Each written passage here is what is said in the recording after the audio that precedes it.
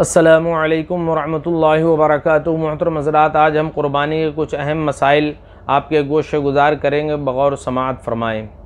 क़ुरबानी क्या है? क़ुरबानी मख़सूस जानवर को मख़सूस दिनों में अल्लाह का क़ुर्ब हासिल करने के लिए ज़िबह करना क़ुरबानी कहलाता है।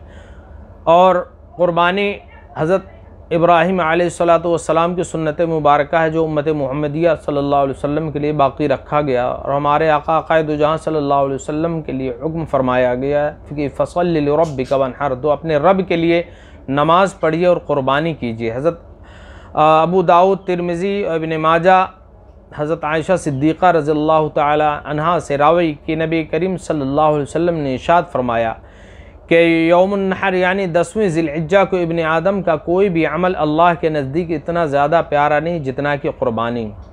क़यामत के दिन वो जानवर अपने बालों, खुरों और सींगों के साथ आएंगे और क़ुरबानी के जानवर का खून ज़मीन पर गिरने से पहले अल्लाह के नज़दीक मकाम कबूल में पहुँच जाता है, लिहाजा इसे खुशदिली से किया करो।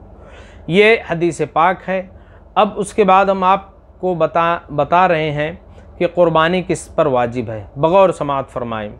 हर मुसलमान मर्द व औरत, आक़िल व बालिग़, मुक़ीम और मालिक निसाब पर क़ुरबानी वाजिब है। अगर कोई शख्स हर साल मालिक निसाब रहता है तो उस पर हर साल क़ुरबानी वाजिब है। ये बात और है कि बड़ा जानवर में एक हिस्सा ले या फिर छोटा जानवर यानी बकरा, बकरी की क़ुरबानी करे। जानवर 3 किस्म के होते हैं, लिहाजा उसको अभी मैं बताऊंगा। पहले बग़ौर समाअत फ़रमाएँ कि किन पर क़ुरबानी वाजिब है। मालिक निसाब के मामले में वही हुक्म है जो सदक़े फ़ित्र के लिए हुक्म है। इसके लिए ज़रूरी नहीं कि साल गुज़र जाए माल पर तब वाजिब हो, नहीं, बल्कि क़ुरबानी के दिनों में अगर कोई शख्स मालिक निसाब हो गया, चाहे वो कुछ ही घंटों के लिए हुआ हो, तब भी उस पर क़ुरबानी वाजिब हो जाती है। मालिक निसाब वो शख्स होगा जो 52.5 तोला चांदी या 7.5 तोला सोना का मालिक हो, या सामान्य तिजारत उतना या गैर सामान्य तिजारत हो का मालिक हो, तो उस पर क़ुरबानी वाजिब हो जाएगी, बशर्त ये कि दैन यानी कर्ज़ से खाली हो। मान लीजिए उसके पास 1 लाख रुपए है और 1 लाख का कर्ज़ है, तो वैसी कंडीशन में जब कर्ज़ अदा कर देगा तो उसके पास कुछ भी नहीं बचेगा, तो अब इस हालत में उसके ऊपर क़ुरबानी वाजिब नहीं होगी। लिहाजा कर्ज़ से पाक हो, कर्ज़ से बरी हो और फिर उसके पास माल बचता हो, तब उस पर क़ुरबानी वाजिब है। लिहाजा ये तमाम चीज़ें अपने जहन में रखें। मर्द और औरत दोनों पर वाजिब अगर दोनों मालिक निसाब हैं। और ये अवाम में जो मशहूर है कि हमने इस साल अपनी जानिब से कर लिया, आने वाले साल अब्बा की जानिब से करा देंगे, उसके आने वाले साल अम्मा की जानिब से करवा देंगे, तो ऐसा तरीक़ा गलत है। बल्कि अगर आप मालिक निसाब हर साल रहते हैं तो आपकी जानिब से क़ुरबानी हर साल होनी है।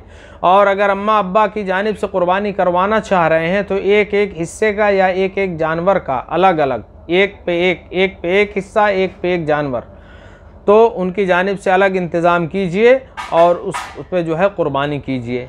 यही तरीक़ा है और अल्लाह तबारक व तआला हमें इस पर अमल की तौफ़ीक़ अता फ़रमाए।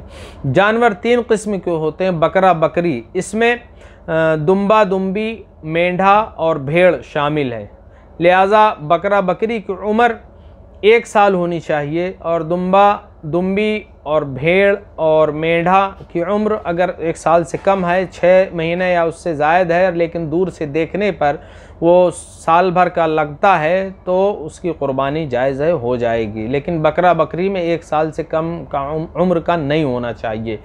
बड़ा जानवर जैसे भैंस है, भैंसा है, इसकी क़ुरबानी के लिए 2 साल का हो या उससे ज़ायद हो, बल्कि ज़ायद हो उम्र में 2 साल से, तो वो अफजल है। इसी तरह से बकरा, बकरी में भी अगर 1 साल से ज़ायद है तो अफजल है, और इससे कम हो तो क़ुरबानी नहीं होगी। अगर जानवर ज़िबा किया तो गोश्त तो हलाल हो जाएगा, लेकिन जो मकसद क़ुरबानी का वो हल नहीं होगा। और इसी तरह से ऊँट और ऊँटनी है, इसकी उम्र 5 साल होनी चाहिए, इससे कम नहीं होनी चाहिए। ये जानवरों की उम्र है और ये जानवर हैं। इसी तरह से अगर जैसे ऊँट और ऊँटनी पर बंदिश लगा दी गई है तो इससे परहेज़ करें, एहतिराज़ करें, दूसरे जानवरों की क़ुरबानी कराएं। और जब हम जानवर लेने जाएं तो कुछ बातों का ख़ास ख्याल रखें कि जैसे अगर हमने बकरी लिया क़ुरबानी के लिए तो देख लें उसका कान तो नहीं कटा है, या पूँछ तो नहीं कटी है, या उसका थन कि जिससे दूध निकलता है एक सूख तो नहीं गया है। एक सूख गया है तब भी क़ुरबानी नहीं होगी, और 2 सूख गए हैं दोनों तब भी क़ुरबानी नहीं होगी। लिहाजा इस चीज़ का हमें ख्याल रखना चाहिए। और ऊँट हो या फिर भैंस और भैंसी हो तो उनमें भी यही चीज़ों का ख्याल रखना चाहिए। भैंसी के 4 थन होते हैं तो 4 में अगर 2 सूख गए हैं तो उसकी क़ुरबानी नहीं होगी। हाँ, अगर 1 सूख गया है तो उसकी क़ुरबानी हो जाएगी। और कान और पूँछ का मसला सभी का ये है कि 1/3 यानी 33% से कम अगर कटा हुआ है तो उससे हो जाएगी क़ुरबानी, मकरूह होगी लेकिन हो जाएगी।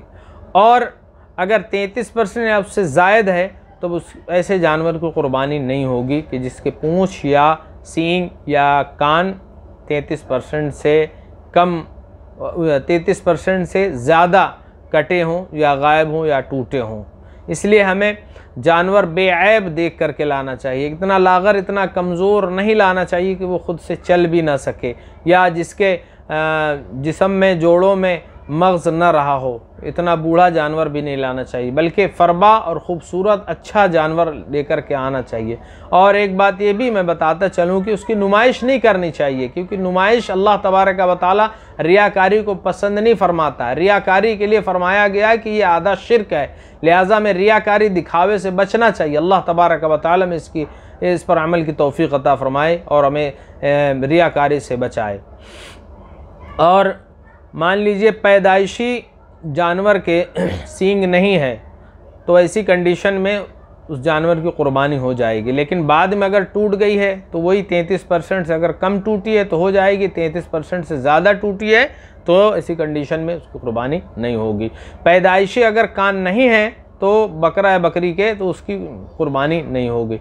इन तमाम चीज़ों पर हमें तवज्जो देनी चाहिए। अगर एक पैर ही नहीं है, यानी कि 4 पैर के बजाय 1 पैर गायब है, 3 ही पैर हैं, तो ऐसी कंडीशन में उस जानवर की भी क़ुरबानी नहीं होगी। हाँ, अगर लंगड़ा रहा है तो अब ये देखा जाएगा उसका लंगड़ाना कितना % है। 1/3 है, 1/3 से कम है तो उसकी क़ुरबानी हो जाएगी, लेकिन 1/3 से ज़्यादा है तो उसकी क़ुरबानी नहीं होगी।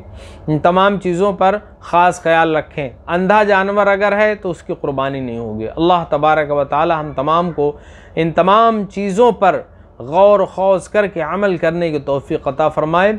अस्सलामु अलैकुम व रहमतुल्लाहि।